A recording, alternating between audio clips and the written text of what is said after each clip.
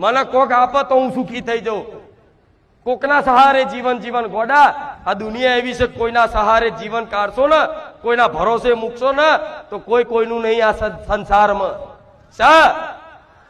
નહીં થાય.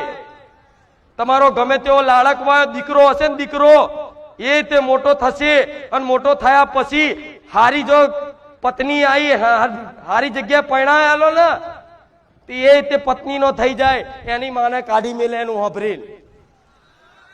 નહીં જોતા આ બધું વૃદ્ધાશ્રમમાં? તો તમારે જવું છે? તમારે જવું છે? હા, તો ના જવું હોય ને, એ વૃદ્ધાશ્રમમાં ના જવું હોય અને વેદના ના જોવી હોય, ના વેઠવી હોય, તો અત્યારે તમારા ઘેર હયાતમાં જે મા બાપ છે, માતા પિતા છે ને, એમની સેવા કરી જોણજો.